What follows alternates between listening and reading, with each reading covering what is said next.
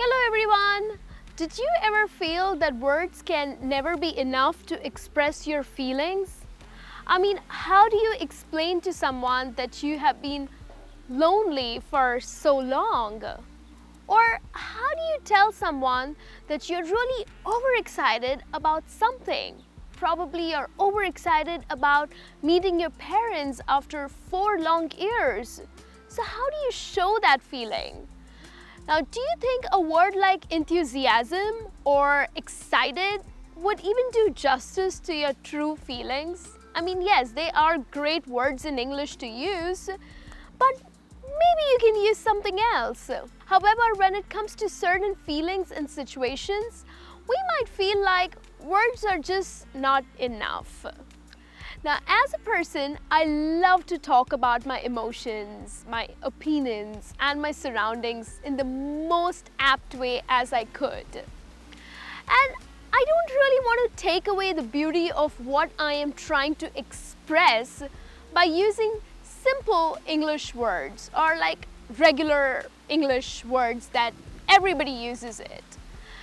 I believe you will start to love the use of English language when you take the time to learn different words. Yes, these are truly beautiful words.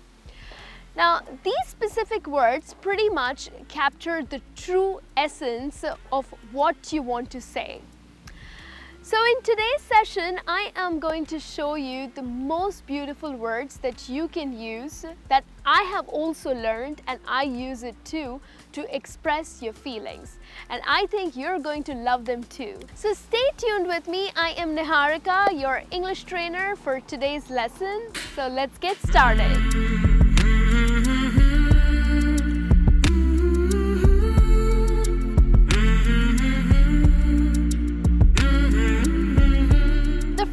Beautiful word that I have for you is ineffable.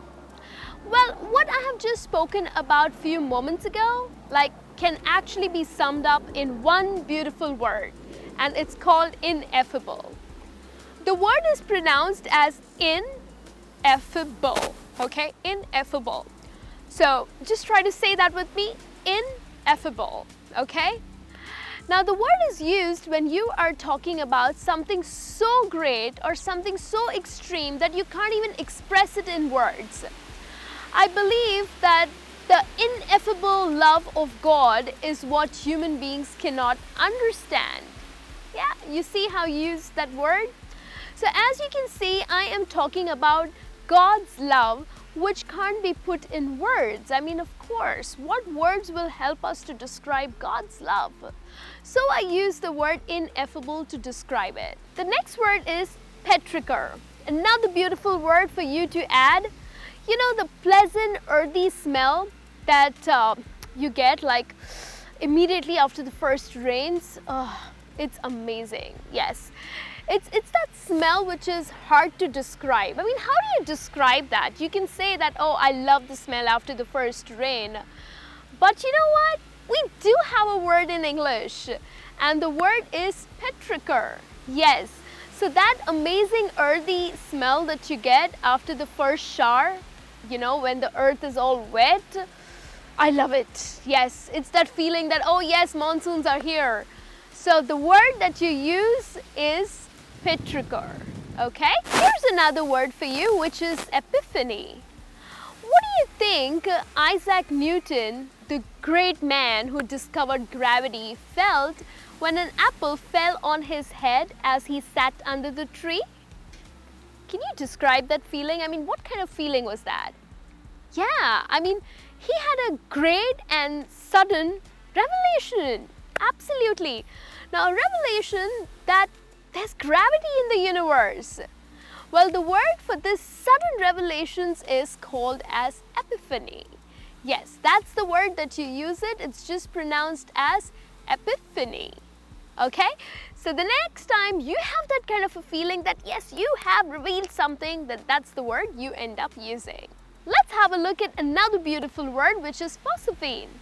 When I was a child, I used to constantly rub my eyes. Like this, yes. because whenever I closed my eyes and rubbed them, I would get the sensation of spots of rings of lights. Or probably if you just close your eyes and press it really hard. Okay, do that right now. Do you see those lights, the rings? Yes. I mean, as little I was, I believed that there's another world. Absolutely. Now I know that there is a word for it. I mean, I used to wonder, how do I describe it to my parents? Like when I rub my eyes really hard, or when I press my eyes really hard, the kind of rings and the kind of lights that I see, I mean, it was amazing, but I just couldn't explain it to my parents. But yes, now I know what that word is. So if you do have to describe that, well, you have the word for you, and that is phosphine. The next word that I have for you is ebullience. Yes, on a day when everything is just perfect, like everything works well for you. You feel cheerful, you feel positive, you're like full of energy, you're so bubbly. Well, this feeling is being over enthusiastic. Like it's this feeling when you're practically bubbling with cheer, and this term or this feeling can be called as ebullience. Yes, that's the word that you can use. Well, I am kind of excited every single day, so I can use this word every day for myself. It's ebullience. The next word is wanderlust. I know you have a busy work schedule, but do you always have this strong urge to pack your bags and just travel and explore the world? Like somewhere that you would just like to go. That feeling is really impulse feeling, and that feeling is actually called wanderlust. Yes. So like, you know, you're sitting in your office and you're just working, you're really busy, but then you just decide that I gotta pack my bags and I really need to get somewhere. That's wanderlust for you. Here's the next beautiful word, which is ethereal. Now sometimes some people are so beautiful to look at, they almost don't seem to be real. I mean, really? Can someone be so gorgeous, so radiant? Now there has to be a word that describes them. I mean, I know all people are beautiful. There are so many people on this planet, but I believe that ethereal is one of the words that you can use for that amazing beauty.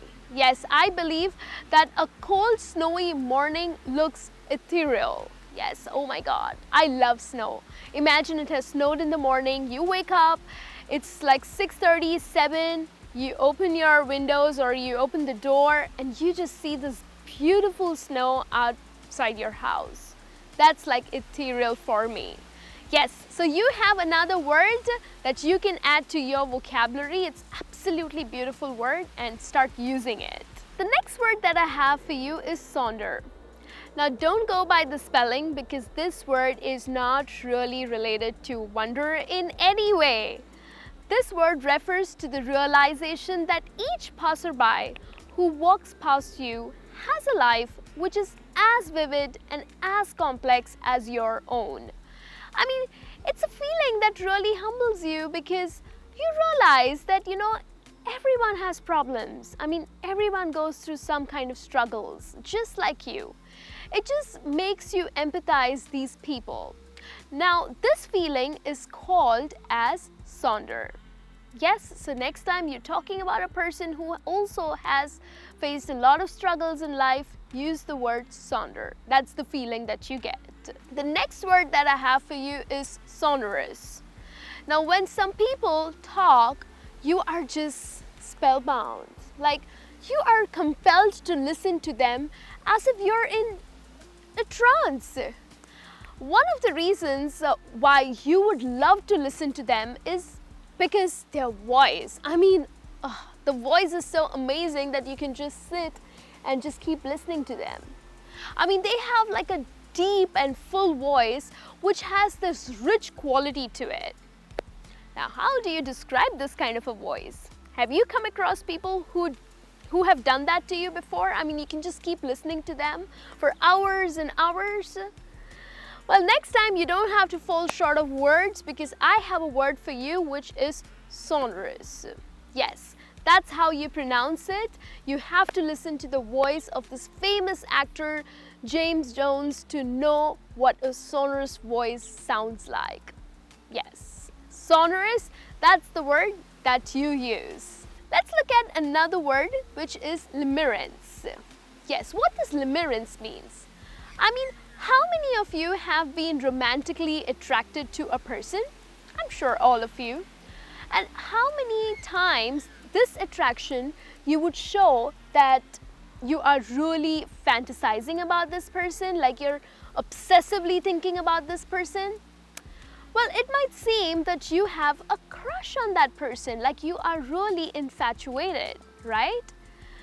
So this strong feeling that you get when you have a crush on someone, I mean, you're so infatuated towards someone that your thought process is all about him or her, then this feeling can be described as Lemirance. Yes, that's how you pronounce the word, it's Lemirance. The next word that I have for you is Oblivion. Now, this word refers to a state of being unaware or unconscious of what is happening around you. Like you have no idea about it. The other meaning for this word is used to describe someone who has been long forgotten. Yes, I mean, you could say that taking illegal drugs like cocaine makes you slip into an oblivion. I mean, you don't know what's happening around you because you are so high on cocaine. Another way that you could say or use this word is that the former movie star is now in oblivion. So, which means that, I mean, he's not to be seen. It's like long lost gone. And now I have the 12th and the last word for you, which is evanescent. What happens when you blow smoke or blow bubbles? Well, they appear for a short time and then they disappear. So this word is actually used to describe something that just vanishes quickly, or something that just lasts only for like few seconds or for a short amount of time. Yes, so when you blow bubbles, they look amazing, but they just disappear, right? So use this word. It's a beautiful rainbow is always evanescent, which means that it's there for a short period and then it just disappears, right? So these are the lovely, beautiful words that you should start using. I mean, add it up to your vocabulary and start using it in your conversations. And of course, I will be back with a new lesson for you. So thank you so much for watching this video with me. Do not forget to subscribe to our channel and do click on the bell icon so that you are regularly updated with all our lessons. Keep smiling and keep watching.